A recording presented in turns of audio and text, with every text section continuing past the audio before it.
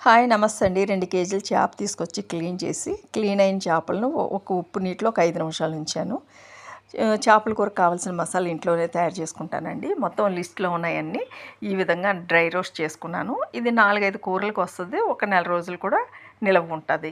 Dry roast చేసుకున్నవి చల్లారిన తర్వాత మెత్తగా పౌడర్ చేసుకుని, ఆ పౌడర్ కూడా చల్లారిన తర్వాత గ్లాస్ కంటైనర్‌లో ఏసి టైట్ మూతకు పెట్టి ఉంచుకుంటే మనకి ఒక నెల రోజులు నిల్వ ఉంటుందండి. కొంచెం కొంచెం చేసుకుంటే ఫ్రెష్‌గా మళ్ళీ చేసుకోవచ్చు కదా! అది కొంచెమే చేశాను. చేపల కూరకు కావాల్సిన 2 మీడియం సైజు ఉల్లిపాయలు క్లీన్ చేశాను. ఓ ఏ చింతపండు ఎంతంటే ఒక పెద్ద నిమ్మకాయ సైజు అంత చింతపండు నానబెట్టాను. 8 పచ్చిమిర్చి, ఒక ఉల్లిపాయ, ఒక చిన్న సైజు టమాటా పేస్ట్ చేసి పక్కన పెట్టాను. మిగిలిన ఉల్లిపాయ చిన్న చిన్న ముక్కలు కోసాను.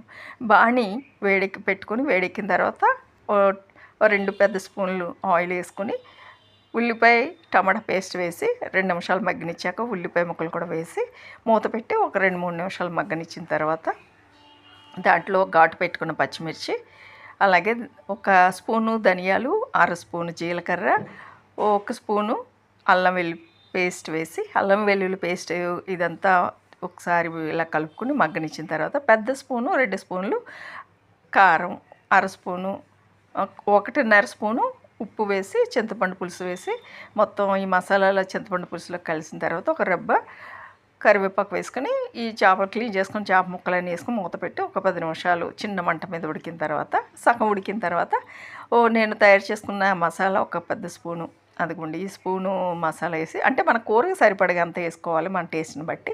మూత పెట్టి మళ్ళీ ఒక 10 నిమిషాలు చిన్న మంట మీద ఉడికితే కూర రెడీ అయిపోయిందండి. దింపే ముందు కొంచెం కొత్తిమీర చల్లుకొని వేడివేడిగా తింటే చాలా రుచిగా ఉంటుందండి.